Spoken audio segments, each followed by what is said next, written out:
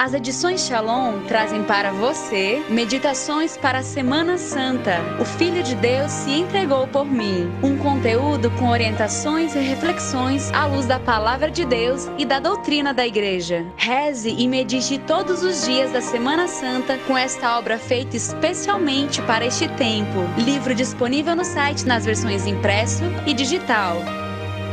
Livraria Shalom. Nascemos para evangelizar.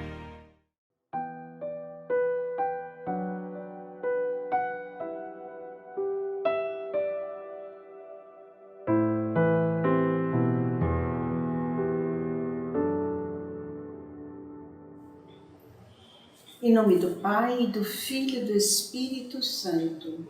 Amém. Santo Espírito de Deus, vinde sobre nós. Nós estamos para tocar o segredo de um coração puríssimo, o mais puro, o único imaculado da face da terra. Nós estamos, Senhor, para tocar um mistério. E nós te pedimos, Santo Espírito de Deus, que tu nos ajudes a não maculá-lo, a não nos desviarmos da sua beleza e da sua verdade. E segundo a tua bondade, nós te pedimos o entendimento e a graça de poder ressaltá-lo para contemplá-lo com mais profundidade e união à tua vontade. Isso te pedimos pelas mãos imaculadas de Nossa Senhora das Dores. Ave Maria, cheia de graça, o Senhor é convosco.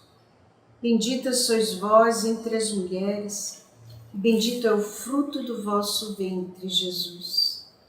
Santa Maria, Mãe de Deus, rogai por nós, pecadores, agora e na hora de nossa morte. Amém. Em nome do Pai, do Filho e do Espírito Santo. Amém. Hoje é Sábado Santo.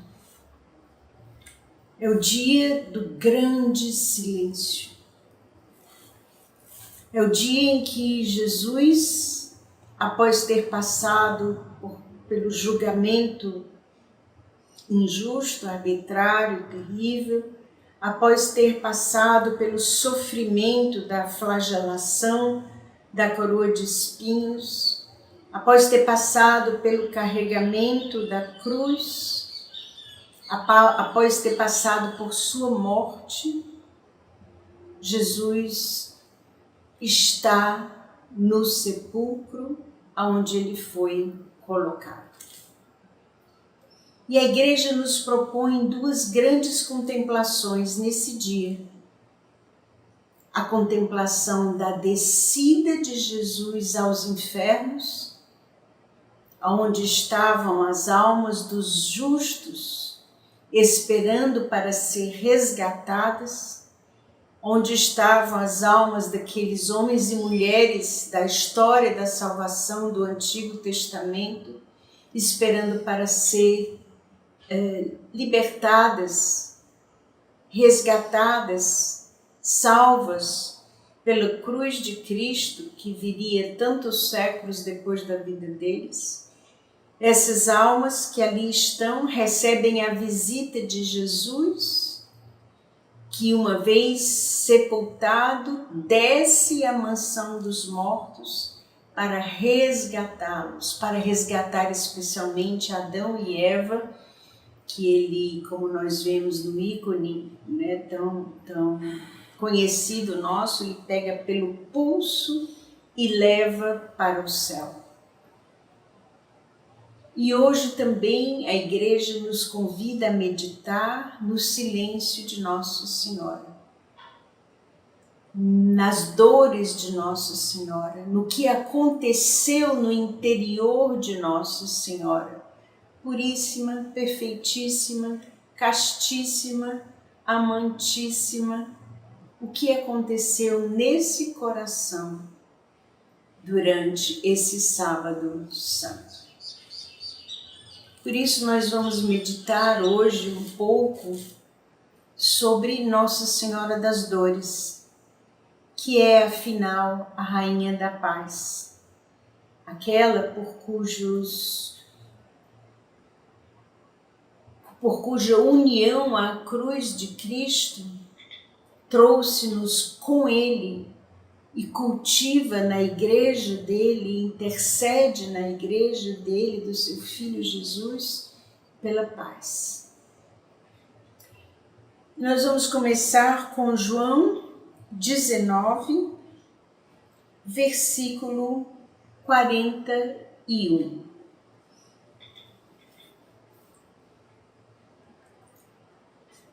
Desculpe, versículo 38b. Vieram então e retiraram o corpo de Jesus. Tomaram o corpo de Jesus e o envolveram em faixas de linho com os aromas, como os judeus costumam sepultar. Havia um jardim no lugar onde ele fora crucificado, e no jardim um sepulcro novo, no qual ninguém fora ainda colocado. Ali então, por causa da preparação dos judeus e porque o sepulcro estava próximo, eles depuseram Jesus.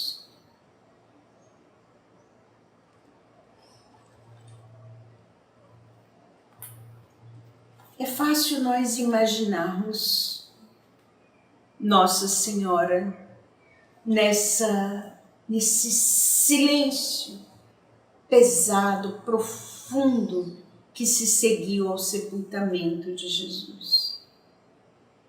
Só que por mais que a nossa imaginação queira alcançar o coração da Virgem, nós ficaríamos ainda em uma pequena camada superficial, se nós antes não mergulharmos em quem a Virgem é e como a Virgem viveu aqui na Terra, essa mais perfeita das criaturas. E para nós adentrarmos melhor nesse mistério do Sábado Santo, nós precisamos nos lembrar de três coisas, três atributos de Maria, três características de Nossa Senhora. Primeiro, Nossa Senhora era serva. Eis aqui a serva, a escrava do Senhor. Nossa Senhora se coloca diante de Deus não como uma privilegiada, embora ela pudesse fazê-lo, mas na sua humildade, ela se coloca como serva.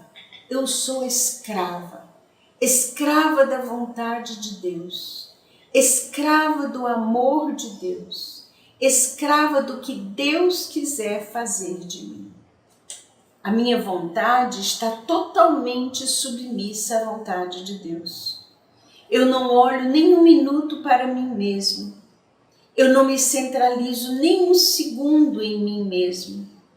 Pelo contrário, eu me faço serva, eu me faço escrava, eu me faço nada, eu me reconheço nada. Não precisa esforço para a gente se fazer o nada, né? Eu me reconheço um nada. Eu me reconheço a serva do Senhor. E aqui está a minha alegria, aqui está a minha felicidade, aqui está o segredo da minha união com Ele. Aqui está o sentido da minha vida. Aqui está a razão para eu viver. Eu sou a livre, a feliz, serva, escrava do meu Deus. Então, em primeiro lugar, nós vamos contemplar Nossa Senhora como serva. Durante toda essa pregação, vamos olhar essa serva do Senhor. Em segundo lugar, nós vamos nos lembrar que Nossa Senhora não é uma mulher qualquer. Ela não é uma mulher como nós. São Tomás de Aquino diz a seguinte frase: o corpo se ajusta às operações da alma. Repetindo, o corpo se ajusta às operações da alma. Isso significa que o corpo se ajusta às virtudes, assim como, infelizmente, o corpo se ajusta aos vícios. Nossa Senhora, evidentemente, viveu e tinha todas as virtudes. E todas as operações da sua alma eram as mesmas operações da alma de Cristo. Elas eram virtuosas, verdadeiras, belas, justas, humildes, prudentes, caridosas, cheias de fé, cheias de esperança, enfim, todas as virtudes juntas na alma de Maria. E o corpo de Maria se ajusta a essas virtudes e se ajusta especialissimamente ao fato dela ter sido concebida sem pecado original. O corpo de Maria se ajusta às virtudes e se ajusta aos privilégios de Maria. A pureza perfeitíssima, nós vamos falar sobre isso depois, a Imaculada Conceição, o amor intenso e incomparável pelo seu Filho e pelo seu Deus. Isso significa que o corpo de Maria, a sua mente, a sua psique, o seu ser inteiro, percebia as coisas nos seus sentidos, na sua razão, nos seus sentimentos, nas suas emoções. Vivia os acontecimentos no seu corpo, na sua mente, nos seus sentimentos, nas suas emoções e, evidentemente, na sua alma, mas nós estamos falando de corpo, muito mais agudamente, muito mais intensamente e muito mais profundamente do que nós que estamos com a negritude do pecado, nós que estamos com toda a limitação, toda a sujeira do pecado, poderíamos imaginar, sentir, viver, reagir. O corpo de Nossa Senhora era completamente submisso à sua alma, ao seu espírito. Era completamente submisso à sua razão. E a sua pureza era tanta, e as suas virtudes e seus privilégios tamanhos, que ela via, experimentava, sentia, sofria e se alegrava de modo mais agudo, mais perfeito, mais profundo do que nós. Essa característica, explicada por São Tomás de Aquino, ela nos ajuda, ela é essencial para que nós entendamos o papel de Nossa Senhora e a vivência de Nossa Senhora na paixão de Cristo. E é essencial para que nós entendamos esse sábado santo, onde ela leva no coração, onde ela costumava guardar tudo, ela leva no seu coração o que ela vivenciou nos últimos dias. Desde a instituição da Eucaristia, na verdade desde o domingo de Ramos, desde a entrada triunfal de Jesus em Jerusalém até o seu sepultamento. Então, Nossa Senhora, nós vamos vê-la como serva, nós vamos vê-la como essa pessoa cujo corpo é perfeitamente ajustado a seus privilégios e virtudes. E em terceiro lugar, que é espantoso, nós vamos ver Maria como aquela que durante a paixão e aos pés da cruz, ela experimenta e vive com Jesus a razão da sua Imaculada Conceição. A cruz de Cristo, como nós sabemos, foi adiantada no tempo para a Imaculada Conceição de Maria. Os méritos de Cristo, a graça da salvação, os sofrimentos de Cristo, a sua entrega pela humanidade, todo esse mistério da cruz foi antecipado para Nossa Senhora na sua Imaculada Conceição. Nossa Senhora, nesse Sábado Santo, ela traz no seu coração e medita em seu coração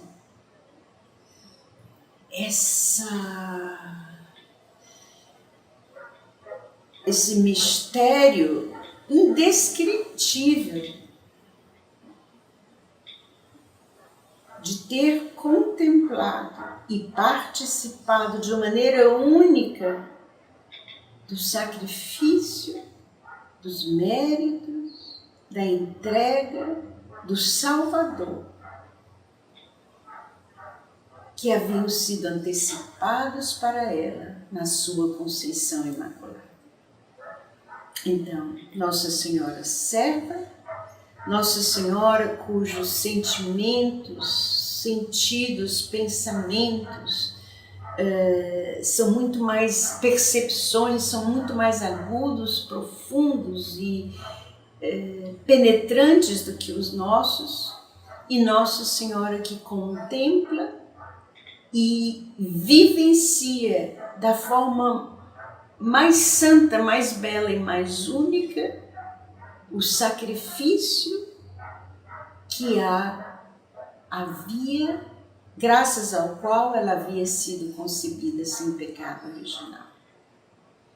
Essas são as bases para a nossa contemplação de Nossa Senhora que volta do túmulo, tendo deixado lá o seu Jesus.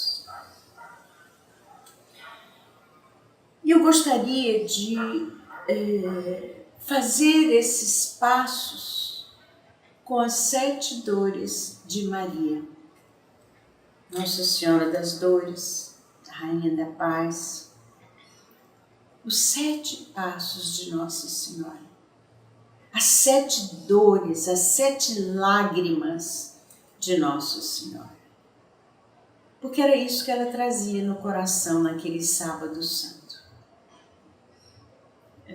Nossa Senhora é uma criatura como nós.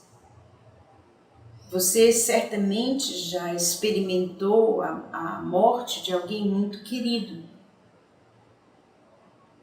Nós, na nossa rudeza, na nossa grosseria de alma, nossa alma grosseira, nossos sentimentos grosseiros, ainda assim, quando morre alguém querido, passa aquele filme na nossa cabeça dos momentos que nós vivemos com aquela pessoa, dos principais momentos.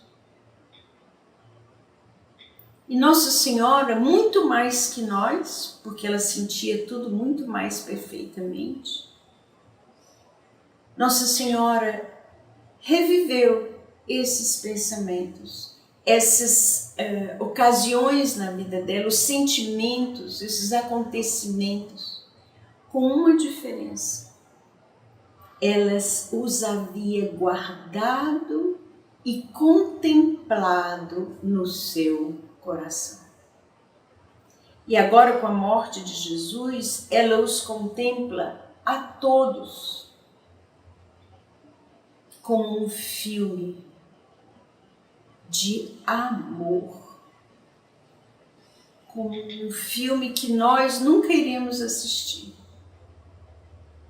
como um filme que ela vai revelando aqui e ali a um santo, a outro santo, de formas que nós possamos contemplar um pouco do que se passava dentro dela nesse sábado santo.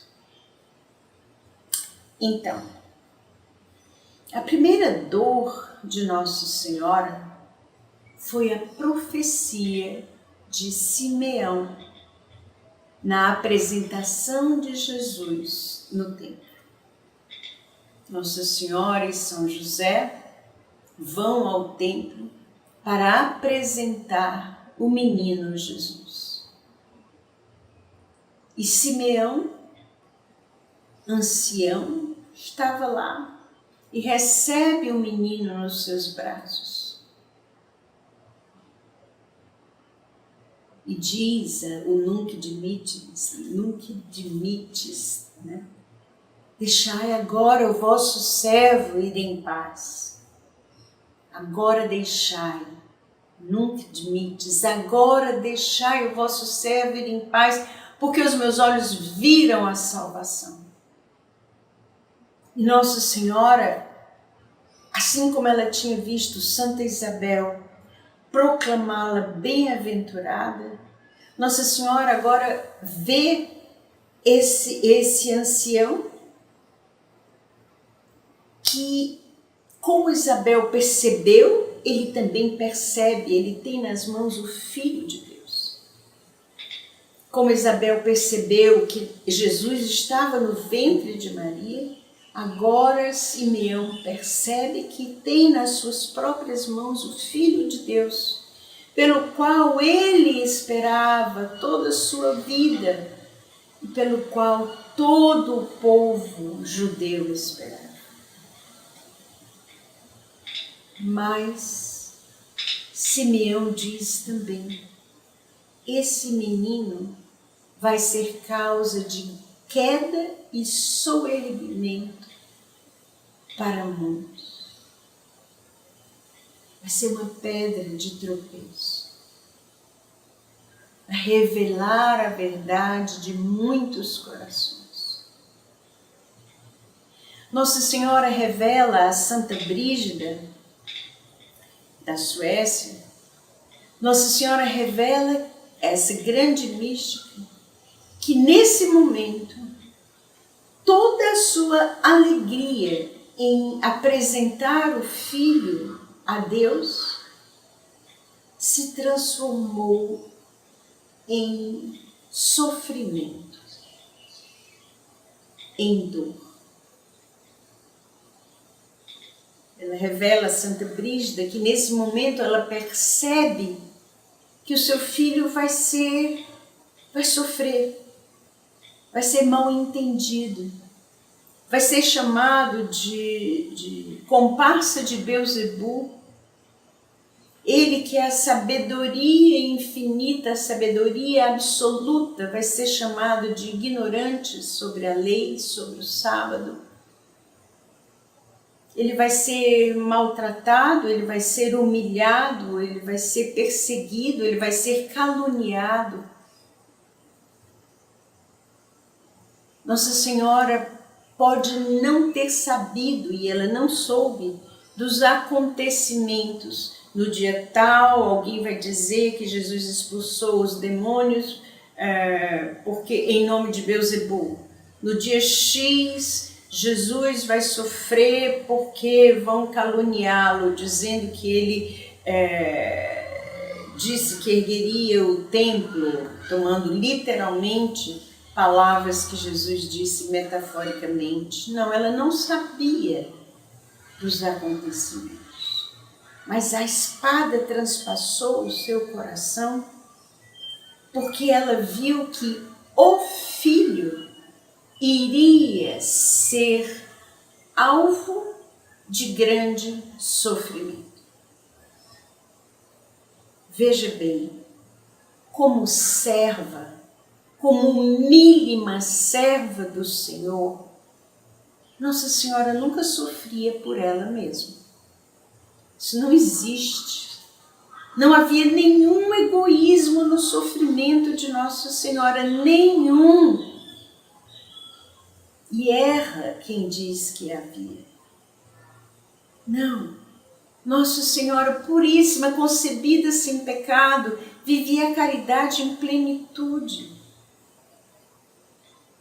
E a caridade materna é infinitamente mais do que qualquer mãe que possa existir. Nossa Senhora não sofreu por ela. Nossa Senhora sempre sofreu pelos outros. Nunca sofreu por si, egoisticamente, centralizadamente. Não. Nossa Senhora não pensava em si minimamente. Ela era toda de Deus. Mas Nossa Senhora, com as palavras de Simeão, segundo ela mesma revelou a Santa Brígida, começou ali o seu sofrimento pela salvação da humanidade.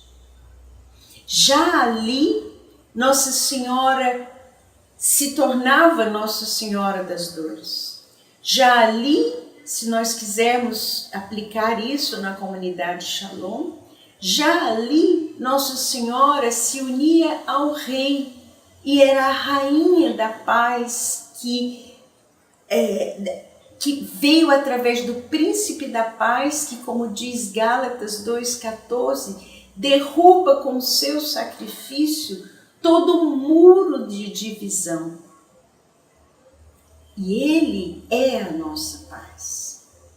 Nossa Senhora já ali, ela se torna aquela que entrega a sua vida pelo seu Filho.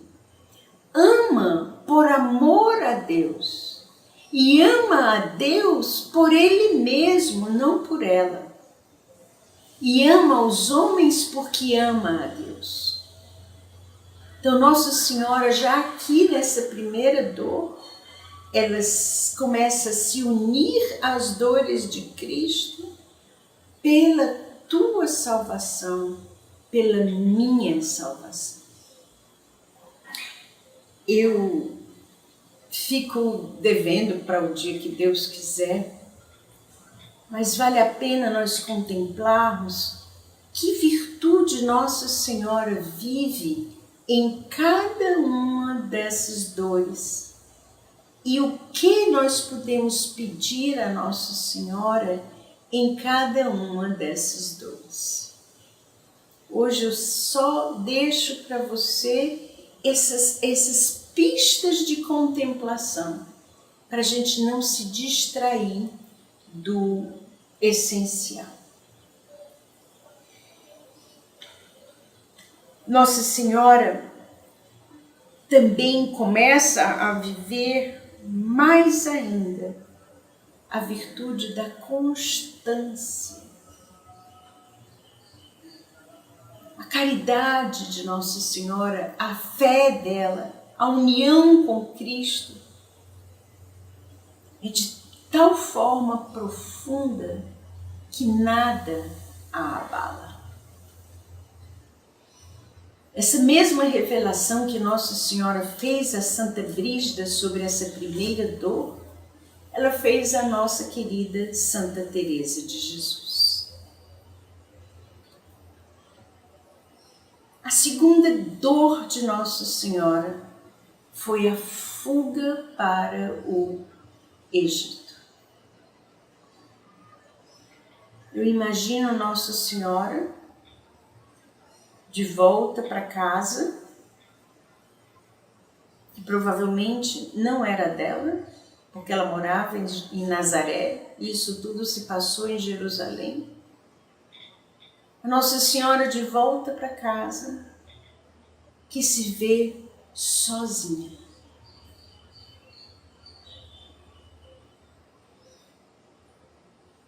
Até que ponto Jesus terá permitido que a desolação de Nossa Senhora chegue? Quando ele disse na cruz: Pai, meu Pai, por que me abandonaste? Ele expressa a desolação total em que ele se encontra. Nossa Senhora, de volta do túmulo para casa, estava desolada. Havia deixado seu filho lá. E ela entra em casa desolada. E muitas vezes ela terá clamado a Jesus. Até que ponto Jesus permitiu que ela continuasse a sua desolação? Até que ponto Jesus permitiu que o diálogo de oração entre os dois, que sempre existiu, continuasse a existir? Há alguns santos e uma tradição da igreja que diz que Jesus viu sua mãe sofrendo tanto e tão desolada que a teria consolado pessoalmente. Mas não se sabe. Não se sabe. É possível que os dois corações juntos, sempre em oração, tenham continuado esse diálogo de amor que sempre houve entre eles, sempre, desde que Nossa Senhora foi concebida. Essa oração que nós nunca conseguiremos ter, essa oração perfeita, de uma alma perfeita, de uma criatura perfeita, com o seu Deus perfeito. Até que ponto, ao chegar em casa, Nossa Senhora conseguiu rezar? Até que ponto ela conseguiu continuar aquele diálogo que vinha tendo com o seu filho na cruz? Uma das revelações que Nossa Senhora faz, novamente, a Santa Brígida, e a um outro santo, cujo nome infelizmente eu não estou me lembrando e eu não escrevi, ela diz: naquele túmulo havia um socorro, mas dois corações. O coração dela havia ficado lá, no túmulo, com o coração do seu filho. Seja na desolação, seja na presença, seja na consolação por tudo estar consumado, Nossa Senhora e Jesus continuaram seu diálogo quando ela entrou em casa depois do sepultamento. Provavelmente amparada, carregada. Provavelmente as pessoas quiseram consolá-la, mas o que ela queria era ficar com o seu filho. E aí, nesse momento, veio na mente dela, com certeza vieram todas as coisas guardadas em seu coração. Aquilo que a palavra de Deus nos mostra e aquilo que a palavra de Deus não nos mostra. quantas coisas Nossa Senhora guardava no seu coração para contemplar no seu coração. E com certeza passou no coração de Nossa Senhora a segunda dor, a fuga para o Egito.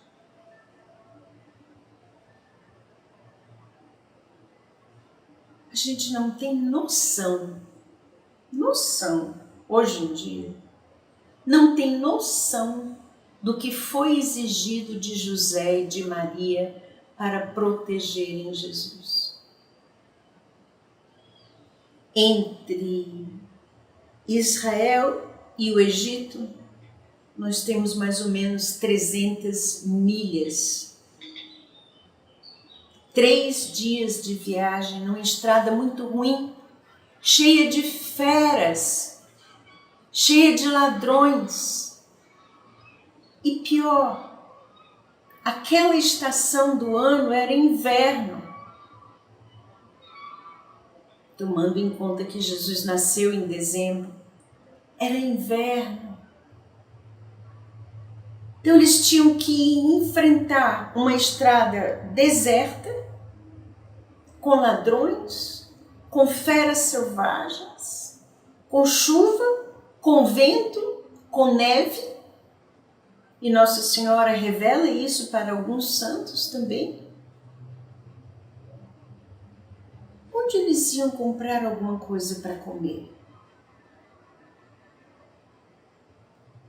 Como eles iam se abrigar do vento, da neve, da chuva, dos assaltantes, das feras? Claro, todos os anjos desceram do céu para estar com eles, protegendo-os. Mas o coração de José e de Maria não tinha nem tamanho. Porque ao mesmo tempo que Deus mandava miríades e miríades de anjos para protegerem aqueles 3 caminheiros, aqueles 3 andarilhos, aqueles 3 mendigos, porque não tinham o que comer, não tinham onde se abrigar. Mesmo que Deus mandasse todos os anjos, eles sofriam como pessoas humanas. Deus não poupou a mãe dele do sofrimento. Nem a mãe, nem o filho, nem a você, nem a mim. Porque o sofrimento tem o seu valor. E valor salvífico, e valor santificador. Mas enfim, o sofrimento de Maria e de José, mas nós estamos falando de Maria, de proteger o menino, de guardar o menino só tinha eles 2. Mas como Nossa Senhora terá passado por esse sofrimento? Sem dúvida, na constância da fé e da humildade. Na constância da prudência, da justiça e da temperança. Claro que ela teve medo, ela é humana, mas não se desesperou. Claro que ela tinha que proteger aquele menino, mas ela confiava nele. Eu imagino tantas vezes essa cena, Nossa Senhora com o menino Jesus nos braços, ele confiando nela como mãe e ela confiando nele como Deus. Que coisa mais linda! Nossa Senhora então atravessou com São José as 300 milhas, 200 das quais são puro deserto. Puro deserto.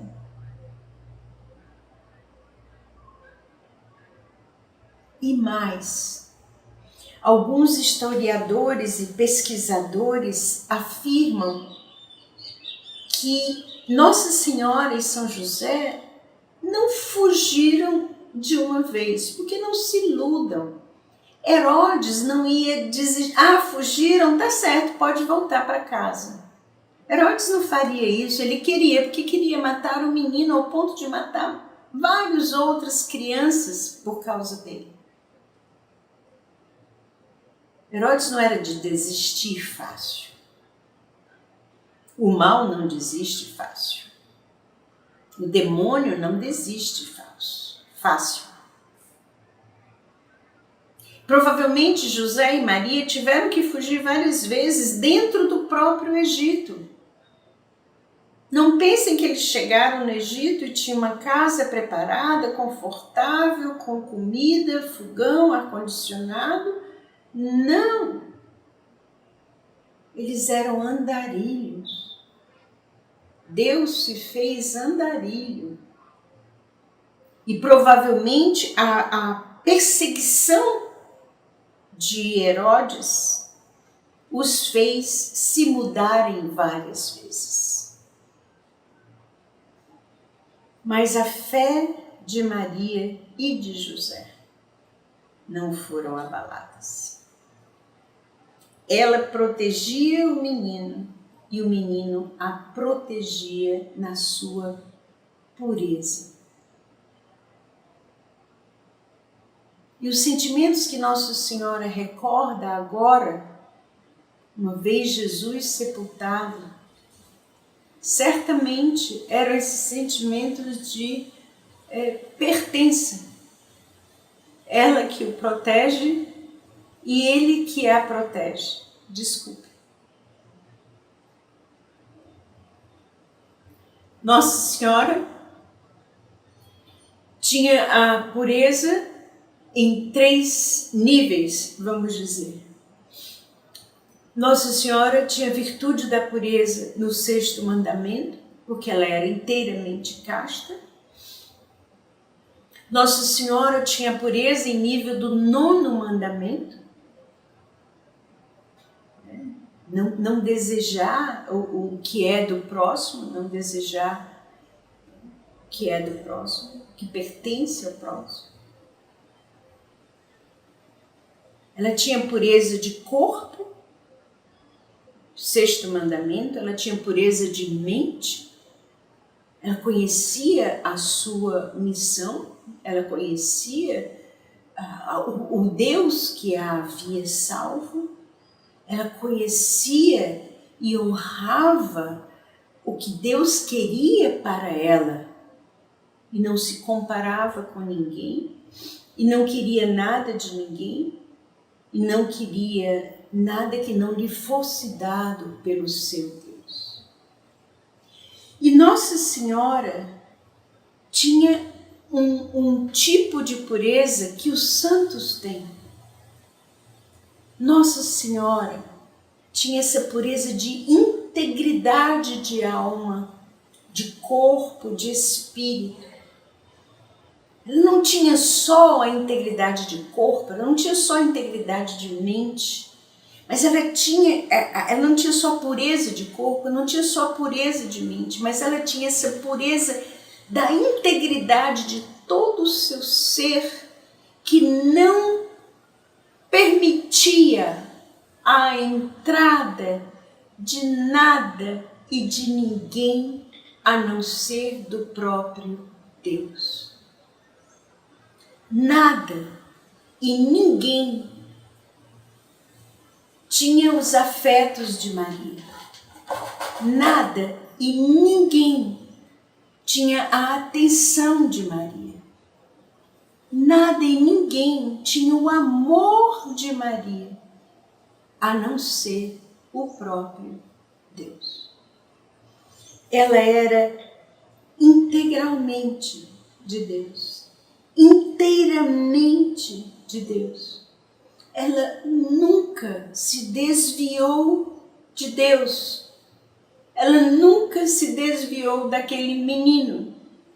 Ela nunca se desviou da vontade de Deus, da presença de Deus, da posse que Deus tinha dela.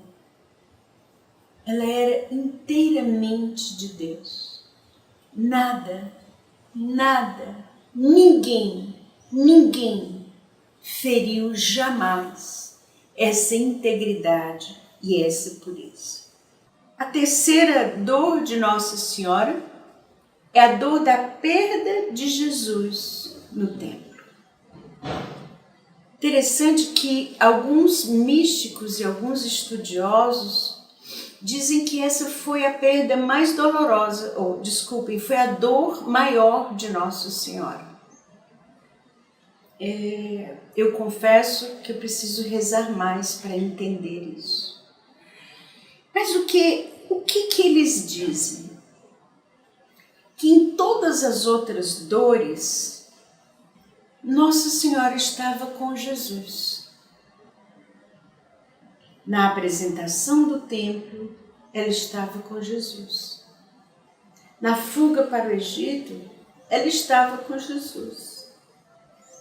Na paixão de Cristo, na sua morte, no seu sepultamento, até o seu sepultamento, ela estava com Jesus, ela estava com Ele. E Ele era o tudo dela, Ele era a alegria dela, Ele era a segurança dela, Ele era a proteção dela, Ele era o tudo dela, Ele era o Deus dela. E ela sofreu todas as outras 6 dores, mas nesta ela estava sem Jesus. Por isso que essa dor de Nossa Senhora, essa dor de Nossa Senhora das Dores, é a dor que deve ser invocada quando nós estamos na desolação espiritual. Porque foi a dor que ela sentiu ao dizer: onde está Jesus? Onde está Jesus?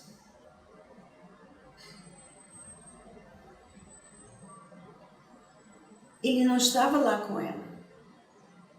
Ela não o via. E claro que ela correu para ir buscá-lo. Mas claro também que ela fez isso com temperança, com modéstia. Às vezes a gente vê nos filmes, principalmente, Nossa Senhora que se descabela, né? Grita. Não, Nossa Senhora sofreu com modéstia, com discrição, com temperança, com prudência, com autodomínio. Porque para ela não interessava expressar visualmente, fisicamente o que ela estava sentindo. Para ela interessava o que estava acontecendo dentro dela.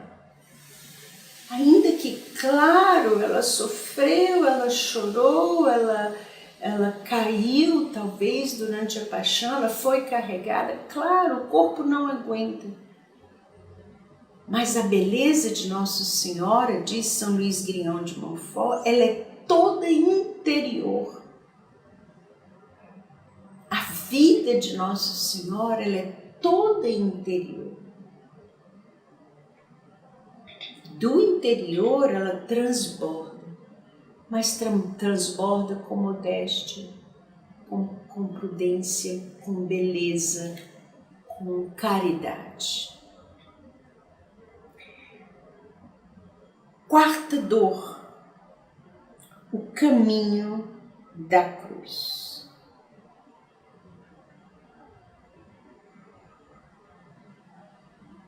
Nossa Senhora, no seu quarto, com certeza se lembra do momento em que ela viu o seu filho. Nós nunca saberemos se Nossa Senhora assistiu à flagelação de Jesus. Talvez porque os romanos gostavam de fazer isso publicamente. Nós nunca saberemos se ela assistiu à coroação de Jesus, de espinhos. Aí é menos provável. porque pelo jeito os soldados fizeram isso num lugar mais reservado, mas nós não sabemos. É possível que ela tenha assistido à flagelação. De qualquer maneira, a igreja coloca essa quarta dor de Nossa Senhora como Nossa Senhora que encontra o seu filho, né? E que faz com ele o caminho da cruz.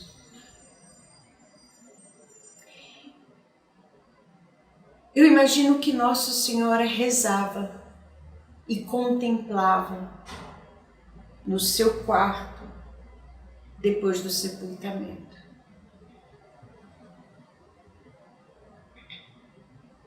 Ao encontrar Jesus carregando a cruz, ela não encontrou mais como ela o havia visto no pretório, de longe, com as suas vestes ensanguentadas, coroado de espinho, mas de longe. Agora, no caminho da cruz que ele havia assumido livremente, ela o vê de perto, vê os seus olhos, vê o seu rosto desfigurado. O rosto de um filho para uma mãe não é qualquer coisa. A mínima lesão é notada e chorada. E Nossa Senhora encontra o seu filho e vê o sangue, e vê de perto as feridas abertas, e vê o seu rosto machucado, batido, roxo, inchado, os espinhos enfiados na pele. A coroa de espinhos de Jesus, gente, não foi uma coroazinha fabricada na China, não. Foi uma coroa feita às pressas e enfiada na cabeça de Jesus. Provavelmente tinha galho para todo lado, provavelmente tinha folha pendurada. Jesus ficou como um palhaço.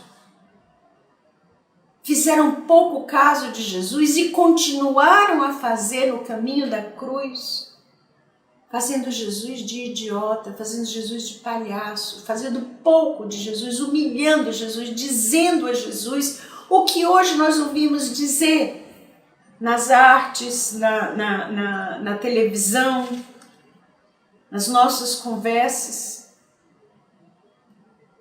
E Nossa Senhora viu de perto a situação de Jesus e viu a coroa de espinhos enfiada na sua cabeça. Quando bateram na coroa de espinhos de Jesus, era para isso que eles bateram. Para que os espinhos entrassem. Os espinhos não entraram no crânio por causa dos ossos, mas eles entraram na musculatura, eles entraram na pele. E ela não podia tirar nenhum daqueles espinhos. Ela não podia fazer nada. E aqui começa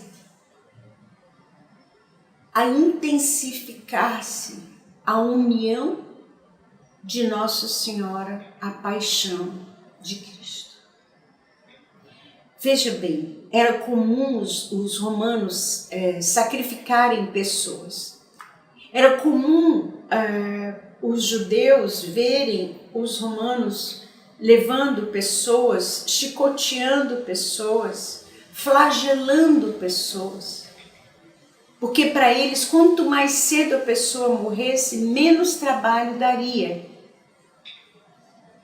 Era comum eles verem pessoas passando, sendo batidas, já tendo sido torturadas. E tendo resistido, serem batidas e levadas para a crucifixão. Era comum. Então Nossa Senhora também sabia o que ia acontecer, ela via. E aqui começa a agonia de Nossa Senhora.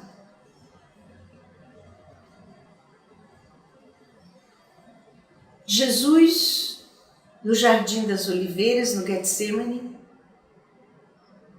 Jesus sofre ao ver o que lhe vai acontecer.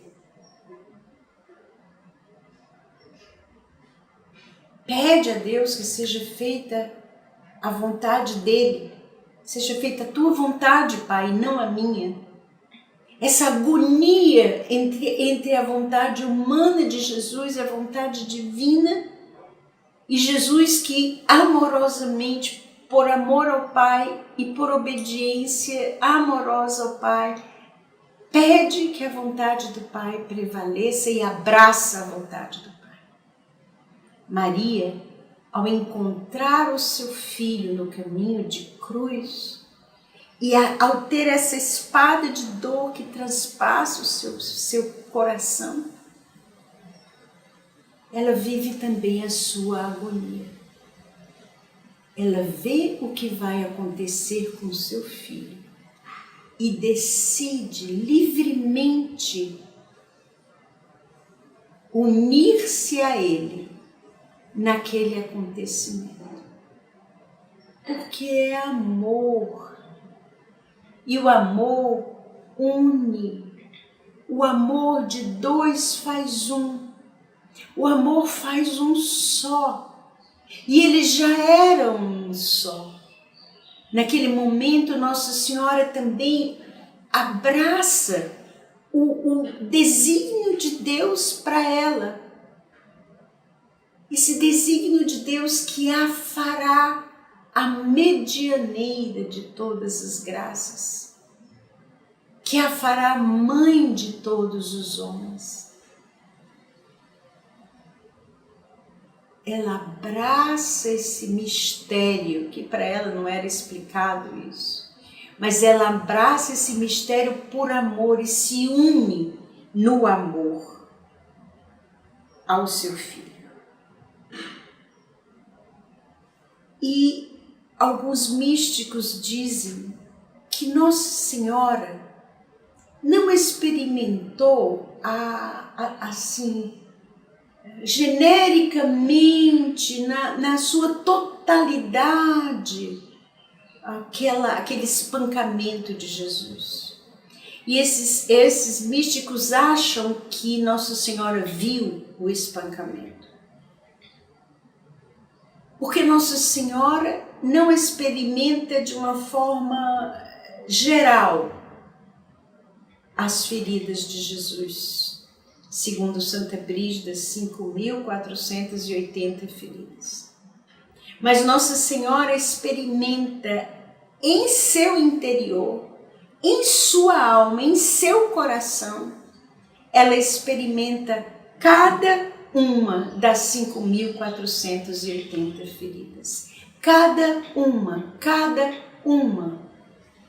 por permissão de Deus, porque ela é serva, porque ela tem aquela sensibilidade, aquela percepção, aquela maneira única, profunda, aguda de viver o amor, de viver a vida, de viver o amor ao homem e o amor ao seu filho. Então Nossa Senhora, ela passa pela agonia ao encontrar o seu filho e passa a viver cada momento da flagelação, cada ferida do seu filho. Ela contempla Jesus ferido, mas não contempla fora dela, ela contempla dentro dela. É uma contemplação interior, uma contemplação infusa. Ela contempla cada ferida e sofre cada ferida. Ela contempla o sofrimento do filho e sofre o sofrimento do filho. Mas olha que lindo que dizem os místicos a quem Nossa Senhora revelou. E entre eles Santo Alfonso de Ligório. Diz que Nossa Senhora teve 3 sofrimentos nesse momento. Primeiro, esse que eu expliquei até agora, contemplação interior das feridas de Jesus. Segundo, porque quando eles se encontraram, ela viu o seu filho e, segundo ela revelou, viu que os olhos do seu filho se encheram de lágrimas ao vê-la. E ela viu que ele sofria porque ela sofria. E em terceiro lugar, ela sofria porque o seu filho percebeu que ela sofria. Entende? É bem sutil. Em primeiro lugar, ela sofreu por ver o sofrimento de Jesus. Em segundo lugar, quando eles estiveram bem perto, ela percebeu que ele sofria porque ela sofria. Claro, sendo Deus, ele vê o sofrimento dela, o sofrimento interior. E em terceiro lugar, ela sofria porque viu que o filho dela sofria porque ela sofria. E Nossa Senhora, então, continua no caminho de cruz de Jesus, mas sempre em perfeita modéstia, em perfeita prudência, em perfeita justiça, em perfeita contemplação, em perfeita união com Ele, interior, passando o que Ele estava passando.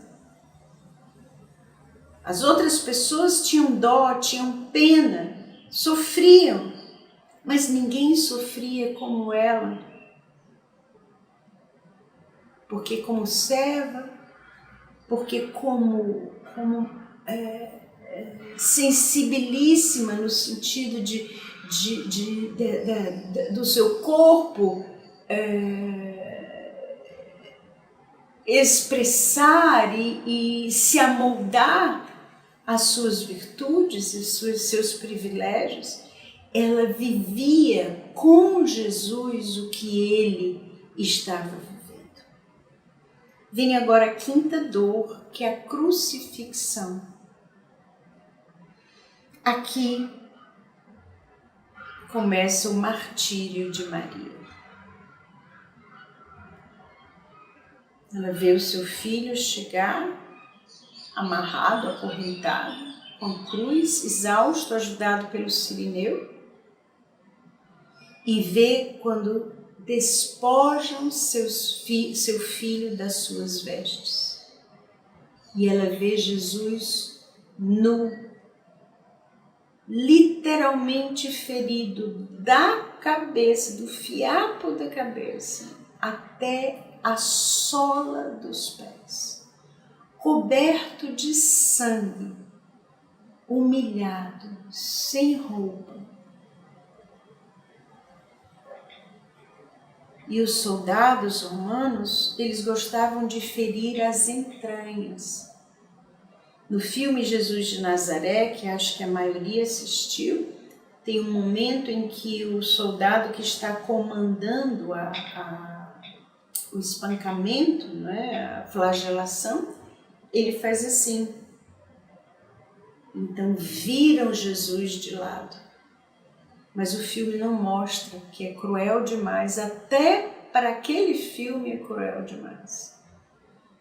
Mas aquele era o momento em que espancavam a pessoa, né, o condenado à cruz, eles espancavam as vísceras, espancavam na frente, arrancavam um pedaço das carnes, das costelas, e arrancavam um pedaço da musculatura das entranhas, para que o condenado sangrasse mais e para que, sangrando mais, morresse logo, para eles não terem trabalho de crucificar, e por crueldade mesmo.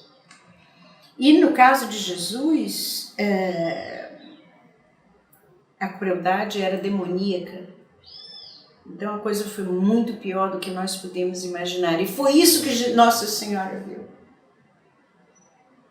Não viu o filho dela com algumas marquinhas de chicotada, não, 5.480. E muitas delas nas entranhas, para ficar pendurada a carne, pendurada a gordura, pendurado a musculatura, os ossos das costelas aparecendo. Ela viu e não falou nada. A sua dor principal aqui na crucifixão foi, além de ver seu filho nesse estado, foi além de ver o seu filho puxado até desfazer as articulações, ver seu filho puxado de um braço, puxado do outro, puxado das pernas. Segundo Santa Brígida, virado de cabeça para baixo na cruz, de forma que o corpo ficasse pendurado para baixo e colocada a cruz de lado para destroncar essa articulação do ombro, depois a do outro ombro. Isso tudo doeu Nossa Senhora, mas o que mais doeu a Nossa Senhora nessa quinta dor foi não poder consolar Jesus. Nossa Senhora da Consolação. Nossa Senhora que com dignidade, com mansidão, com humildade, com modéstia, passava por tudo aquilo, com certeza queria uma só coisa, seu filho. E é muito belo a gente ver que Jesus, sendo Deus, Jesus olha da cruz e vê os sentimentos de Maria. Quando São João fala que ele, olhando da cruz, viu a sua mãe, ele viu a sua mãe de pé, porque ela oferecia um sacrifício junto com ele.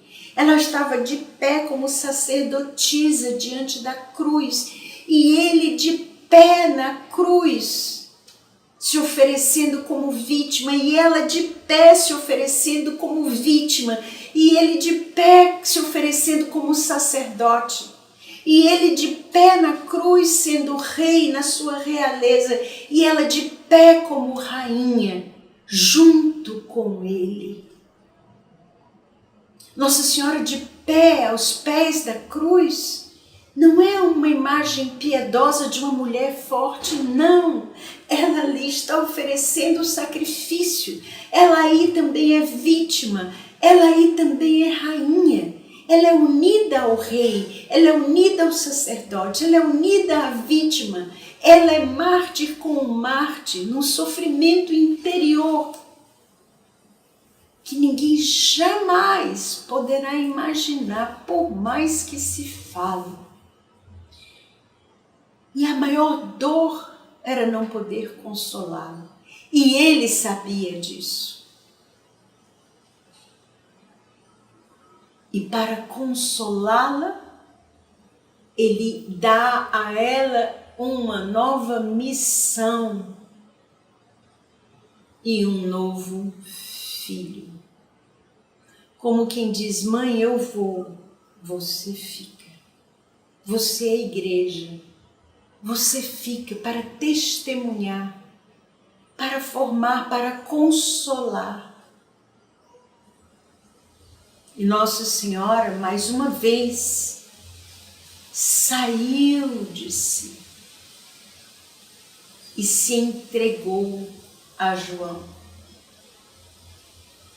para consolá-lo. Era assim que Nossa Senhora consolava o povo, fazendo a vontade de Deus.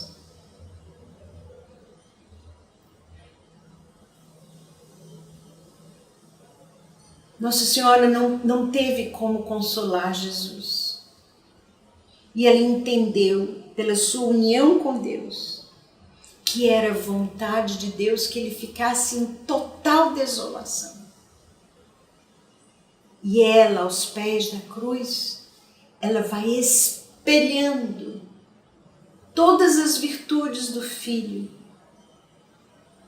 A entrega à vontade do Pai, a mansidão, a justiça, a prudência, a fortaleza, a temperança, a caridade. Ela espelha, mas nós não temos tempo de falar nisso, você pode meditar em casa. Como Nossa Senhora espelha cada coisa do Filho. Mas nesse momento da consolação, quando Jesus a vê, é Ele quem espelha a consolação que ela quer ter com Ele e não pode. Quando Ele diz, mãe, eis aí o teu filho, Ele a consola, porque vê nela não um espelhamento das suas virtudes na cruz, mas algo que ela, como mãe, e só ela, e só como mãe, poderiam fazer com relação a Ele naquele momento. E Ele a consola, dando-lhe uma nova missão, que é a mesma, né? Mas um novo momento de missão.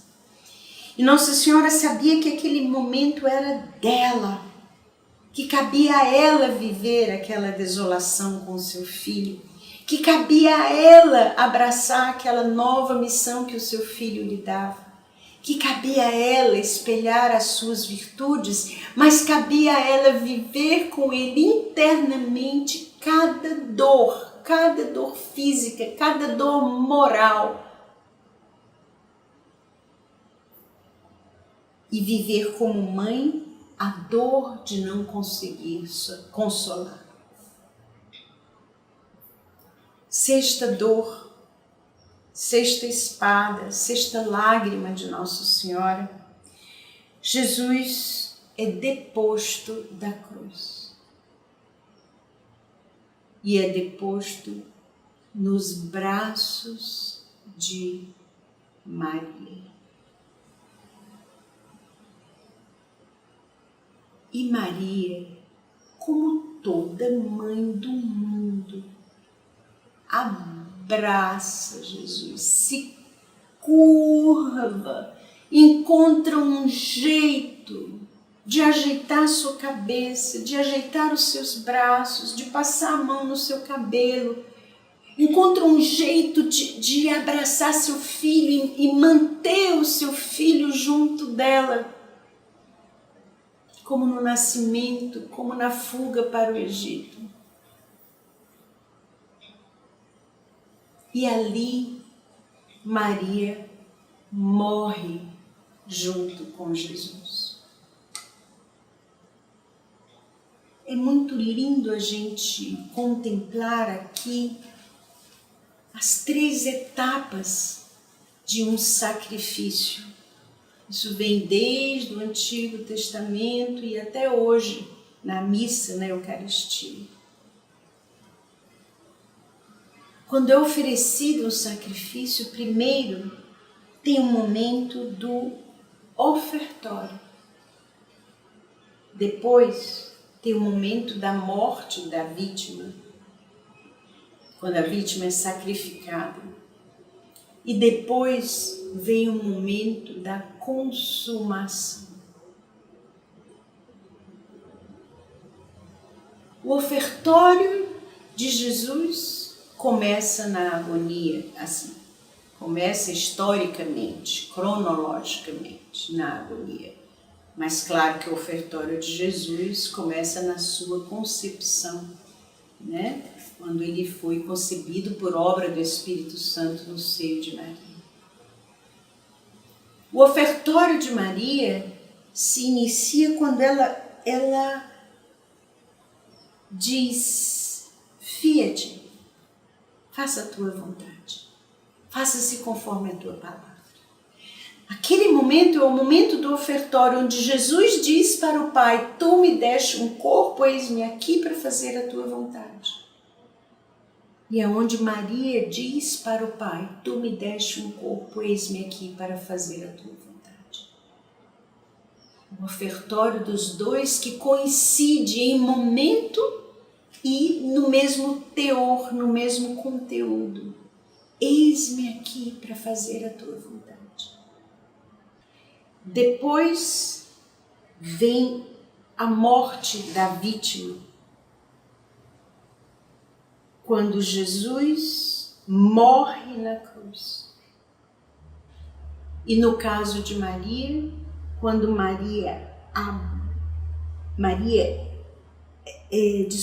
quando o coração de Maria se oferece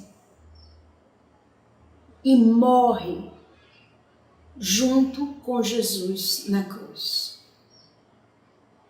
E finalmente a consumação, quando Jesus diz: tudo está consumado, e se entrega à morte. Sobre isso é muito linda a Via Sacra de Catherine Dougherty, quando ela diz: a morte beijou o rosto de Jesus. E ele não a repeliu, ele a abraçou. Porque eles estavam fazendo um sacrifício. E a vítima precisava ser ofertada. Precisava ser morta. E ele se entregou à morte. E no fim, a consumação da vítima, que é quando Jesus diz: tudo está consumado, e se entrega à morte. Para Maria, essa consumação é quando ela abraça o corpo morto de Jesus e morre com ele. Ali, ela diz: tudo está consumado. E ela entrega o seu filho, ou, na minha opinião, pessoal, força um pouco, com todo respeito, mas força um pouco violentamente e tira o seu filho dos seus braços para sepultá-lo. Maria segue então para a sua 7ª dor, que é o sepultamento de Jesus. A distância entre o Calvário e o sepulcro era muito pequena. Mas Nossa Senhora, como ela mesma disse, ela estava levando o seu coração para ser sepultado com Jesus.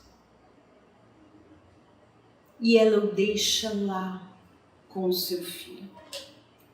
O seu coração fica sepultado com o coração do seu filho. Em teologia, existe uma diferença entre a palavra consumato e finito. Consumado, nesse caso aqui, não vamos explicar, mas a consumação é o momento da entrega de Jesus à morte, onde ele se entrega. No caso de Maria, onde ela se entrega à morte, abraçando o seu filho morto. E o fim, o finito, vai ser o sepulcro. Na hora em que Jesus é colocado no sepulcro e o coração de Maria fica com ele, os dois corações que nunca tinham se separado, acabam, fazem o finito. E Maria vai para casa. Com certeza, num estado de desolação tão profundo e tão completo que nós nunca poderemos imaginar, porque nós temos casca grossa pelo pecado. Nossos sentimentos, nossos pensamentos, nossa percepção estão como que amortecidos, com um nível de insensibilidade.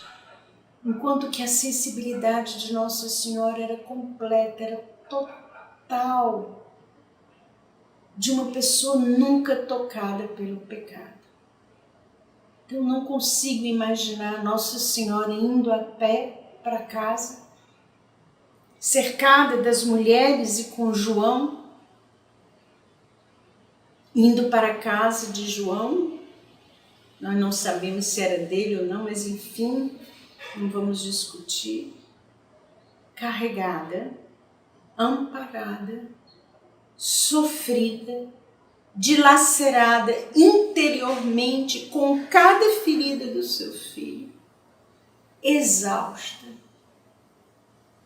mas de pé, digna, mansa, humilde, modesta, rainha,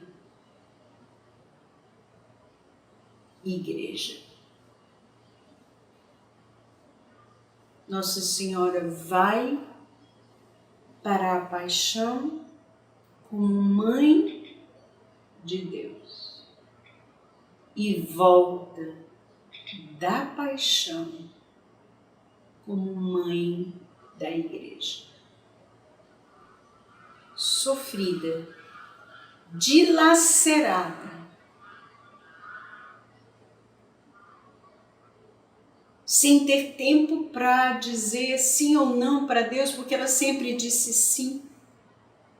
E no seu coração, quando Jesus diz, eis o teu filho, com certeza ela disse, amém, fiat, obrigada, meu Deus. Nós voltamos agora a Nossa Senhora, sozinha, em casa, no começo do Shabat, quieta, silenciosa, contemplando todas essas coisas no seu coração, como sempre, inteiramente entregue à vontade de Deus, uma serva, como sempre, aberta em toda a intensidade a tudo que Deus queria que ela vivesse. E certamente meditou em seu coração o tamanho, a imensidão do amor que tinha se entregue na cruz para que ela fosse concebida sem pecado original e que tinha feito mãe da igreja, mãe de todos os homens, mãe de todas as dores. Salve, ó Rainha, Mãe de misericórdia, vida, doçura, esperança nossa salva. A vós bradamos os degredados filhos de Eva. A vós suspiramos gemendo e chorando nesse vale de lágrimas. Eia, pois, advogada nossa, esses vossos olhos misericordiosos a nós volvei. E depois desse desterro mostrai-nos Jesus, bendito o fruto do vosso ventre. Ó clemente, ó piedosa, ó doce, sempre Virgem Maria. Rogai por nós, Santa Mãe de Deus, Nossa Senhora das Dores, para que nós sejamos dignos das promessas de Cristo. Amém. Pelo sinal da Santa Cruz, livre-nos Deus, nosso Senhor, dos nossos inimigos. Em nome do Pai, e do Filho, e do Espírito Santo. Amém. Deus te abençoe.